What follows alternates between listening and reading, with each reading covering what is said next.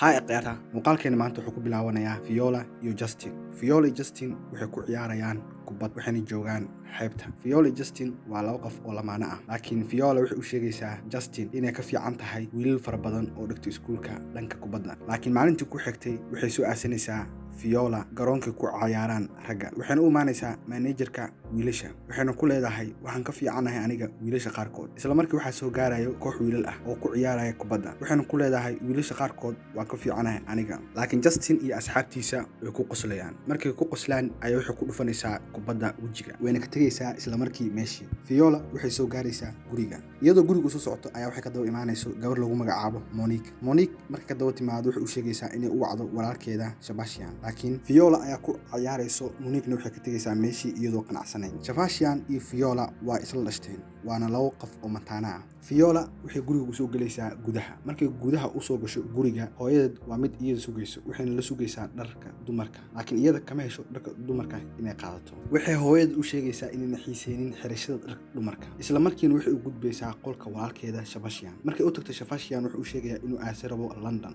oo ku maqnaan doono 2 isbuuc. Wuxuuna u sheegayaa inay ayag u maleynayaan inuu asiga jiro hooyo. Hooyana ay u maleynayso inuu jiro aabe. Dhankaasna oo ka faa'iideysanayo. Wuxuuna u sheegayaa dhanka iskuulkana inuu xanuunsan yahay inay u sheegto. wuxuuna ka baxayaa Sebastian daaqada. Isla markii Viola waxa ku soo dhacayo fikirkaas oo ah in ay iska dhigto Sebastian ay aasto iskuulka. Viola isla markii wuxuu tagi doontaa Paul oo ah nin ku takhasusay make-upka iyo isqurxinta. Waxayna isla markii u sheegi doontaa in ay u baahan tahay inay iska dhigto Sebastian oo walaalkeed ah. Isla markii Viola waxay isku day doontaa qaabkay u socdaan ragga inay u socoto. Waxayna ka doodaysan doontaa ama qaabkooda u socon doontaa ragga laamiga socdo. Isla markii Viola waxay imaanaysaa guriga, waxayna u sheegaysaa hooyadeeda inay iyada ay bixi rabto ee aasi rabto aabaheeda oo ku maqnaan doonto 2 isbuuc. Viola waxa caawinayo Paul wuxuuna ka dhisay ama u sameeyay qaabka Sebastian camal. Wuxuuna ku soo qaadaya gaarigiisa wuxuuna keenayaa iskuulka. Viola waxay u soo galaysaa horay iskuulka. Waxayna imaanaysaa qolkuu jiifi jiray Sebastian. Waxaana isla markii ay arkaysaa rag meesha dhar ku bedelanayo. Iyadoo isku naxsan qolka waxaa ku jiro Andrew, Toby iyo Duke oo ah asxaabta qolka la seexan jiray Sebastian. Waxay u sheegayaan ama weydiinayaan inay iyada u ekeen Sebastian, laakiin waxa ku dhaca ay weydiinayaan. Isla markii waxay u sheegaysaa inay cuni jirtay cunto borotiin leh ee sidaas darteed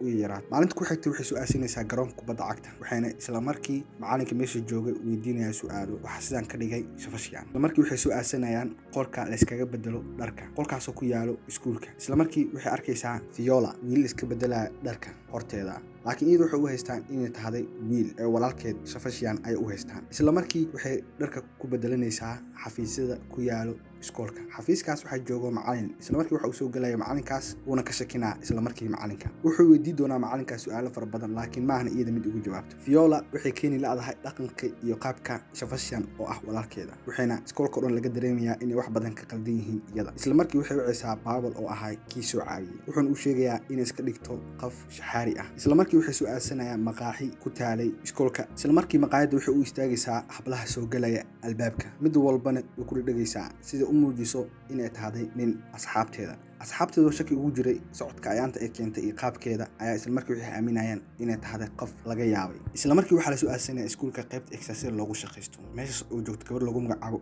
Olivia waxay saaxiib la tahay ama isla socdaan xiriir wada leeyihiin Duke. Laakiin isla markii waxay meesha ku kulmayaan Viola. Iyada iyo Viola way wada sheekaysanayaan. Isla markii Duke uu ka xanaaqaya arrinkaas. Wuxuuna u sheegayaa inay qoftaas tahay qoftiisa oo kala yaxato iyada. Maalmaha kamid ah iyadoo fadhido iskuulka banaankiisa ayaa waxa uu maanay macallinkii hadda koor ku arkayay xafiiskiisa iyadoo dhar ku bedelanayso iyadoo timaha madaxa ka baxsanayso. Isla markii macallinkii wuxuu galayaa wareer ah in qoftaan oo ka shakisan yahay. Laakiin iyada ayaa iska boojinaysa macallinka mar labaad waxayna u sheegaysaa waxyaabo been ah. Viola waxa soo wacayso hooyadeeda waxayna u sheegaysaa sida uu dhaqsiya badan ee ugu timaado guriga. Laakiin Viola saacadan waa Sebastian. Isla subaxii xigay waxay raadinaysaa meel ay ku bedelato dharka. Waxay galaysaa suuliyeed ku taalo banaanka. Waxayna soo bedelanaysaa dharka. Waxayna iska soo dhigaysaa Violadii saxda ahayd. Isla markii waxa arkaya saaxiibkeeda Justin wuxuuna leeyahay aan isku soo noqono labadeena. Laakiin Viola ayaa waxay ku dhufanayso dharbaaxyo wayna ka tagaysaa. Maanta waa maalintii jaceylka adduunka. Waxaanu dhalinyarada dhan u dabaaldegayaan jaceylka adduunka. Laakiin waxa isku soo aadayo oo si game ahaan isku soo aadayo Duke iyo Viola. Isla markii meesha waxa ka dhacayo shumis. Laakiin waxa xanaaqayo Justin. Isla markii labada wiil way isdagaalayaan waxayna isku garaacayaan dhulka. isla markii waxaa la soo aasanayaa guriga Duke. Sebastian ayaa wuxuu weydiinayo inuu ka helay walaashiisa Viola. Wuxuu u sheegayaa inuu jecel yahay asiga Viola, laakiin oona u sheegi karin jecelka asiga. laakiin ma oga in Viola ay tahdabo Sebastian. isla markii iyadoo qanacsan ayay seexanaysaa Viola sababtoo ah waxay heshay seerabtay. waxaa subaxdii ka dambe la soo aasanaya Jimka waxaa joogto Olivian oo ah gabartii xiriirkooda lahaa jireen Duke. laakiin Duke wuxuu u sheegayaa Olivian inuu asiga ka helin, laakiin Olivian ayaa wax isku dayayso inay soo jiidato Duke. laakiin waxa meesha taagan Viola oo taageneed meesha waxay u bagi weynaysaa Olivia sababtoo ah Viola waxay jeclaatay Duke waxayna ka helaysaa Duke. maalintii ku xigtay waxaa la soo aasanayaa maqaaxidaas waxaa wada joogo Olivia iyo Duke. Viola waxay soo wadanaysaa iyadoo iska dhigayso Sebastian gabar, waxayna wada fadhiisanayaan maqaaxidii. Viola waxay og tahay inuu maalintii shumiska oo ka heliyay Duke iyada oona xiiseynaynin gabartan loo yaqaano Olivia. isla markii Viola waxay iska soo bedelaysaa dharka waxayna imaanaysaa musqul ay joogeen Olivia iyo Monique. Viola iyo Olivia ayagoo wada hadlaayo ayaa waxay maqlaysaa magaca Sebastian. marka Sebastian maqasho musqusha waxaa ku jira Monique ayaa soo bixayso waxayna leedahay Sebastian maxaa wax ugu sheegaysaan. gabdhihii saddex geesood dagaal ayaa dhex maraya waxayna isku garaacayaan musqusha. maalintii ku xigtay waxaa imaanaya Sebastiankii saxda ahaa oo la dhashtay Viola asigoona u sheegin Viola ayuu imaanayaa wuxuuna kasoo deganaya airportka taksiga uu reeg soo qaatay. isla markii wuxuu wacayaa Olivia oo ah saaxiibadiisa. markuu wuxuu Olivia ayaa waxay u imaanayso wadada. markii uu timaado wadada ayuu meesha hab ku siinayaa. waxaa arkaya Duke wuxuuna ka arkayaa meel kore wuxuuna xanaaqaya Duke wuxuuna u maleynayaa Sebastiankii guriga la joogay oo la seexanayay kuleejka. isla markii wuxuu imaanayaa guriga. markuu imaado guriga wuxuu arkayaa Viola oo joogto guriga wuxuuna u haysaa Sebastian asigoo xanaaqsan ayuu wuxuu u sheegayaa hadda koorso kuma dhihin Olivian ka har, laakiin iyada ayaa ku wareerayso wuxuuna u sheegayaa inay ishumiyeen in hab istisiyeen maalin hore, laakiin iyada waa weli mid ku wareersan sheekadan. wuxuuna ka saarayaa albaabka asigoo xanaaqsan Duke. Sebastiankii saxda wuxuu imaanayaa iskuulkii ama kuleejkii wuxuuna soo galayaa qolkiisa iyagoo dhalinyaradii hurdaan. maalintii ku xigtay waxaa la isku diyaarinayaa kulan weyn oo final ah. kulankan oo ku kala bixi doonaan Duke iyo Justin wayna iska soo horjeedaan labadoodaba. waxaa soo baxayaan dhammaan ciyaartoydii ciyaari lahayd ciyaarta. Sebastian waxaa loo soo marinayaa wejiga rinji. dhammaantood waxaa soo marsaday tiimkiisa, laakiin asiga maahan mid wax ka og wuxuuna ciyaartii bilaabanaysaa. labada kabtan ee kooxdana waa Duke iyo Justin oo ah labadii isdagaalaysay.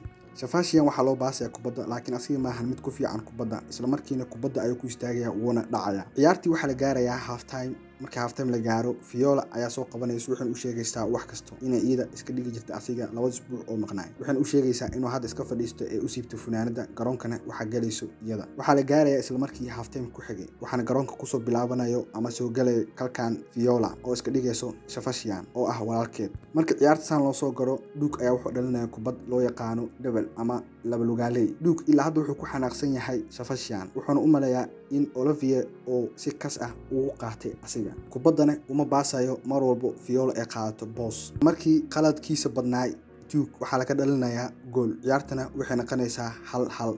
ciyaarta labada koox waxaa ka dhacaya dagaal la isku qabsado 2-2. Justin iyo Duke ayaa waxay isqabsanayaan ciyaarta wayna isdagaalayaan. isla markii dagaalka socotay Viola waxay ka istaagaysaa banaanka. Viola waxa uu soo ordayso Olivia. markii uu soo oroto isla markii waxaa arkayo Duke. markuu arkiyo Viola waxay u sheegaysaa inay wax xiriir kala dhaxayn qofkan. Viola ayaa waxay u sheegayso wax walbo waxayna u sheegaysaa inay jeceshahay iyada Duke. Viola isla markii waxay u sheegaysaa xiriirkeeda waxayna u bandhiganaysaa jecelkeeda, laakiin waxa meesha ku yaabay Duke wuxuuna ka yaabayaa ninkan u sheeganaya xiriirka, laakiin asiga uu aamin weynayaa. ugu dambeyntii Viola waxay feedaysaa qaybteeda kore. markay feedo qaybteeda kore isla markii uu aaminayaa asiga Duke. ciyaartii waxaa ku bilaabanayso fowdo. markay fowdo ku bilaabato ciyaartii isla markii macallinkii kale wuxuu leeyahay ciyaarta ma ahan mid saxa sababtoo ah waxaa dheelayso gabar. wuxuuna soo qaadanayaa sharci ama wax yaale meesha. isla markii waxaa la jeexayaa sharcigii oo dhan. isla markii waxaa loo ogolaanayaa ciyaarta inay dheesho Viola iyadoo ku dheelayso magaca Viola iyo gabar ahaanteeda. waxaa bilaabanayso geemkooda wuxuu marayay dhax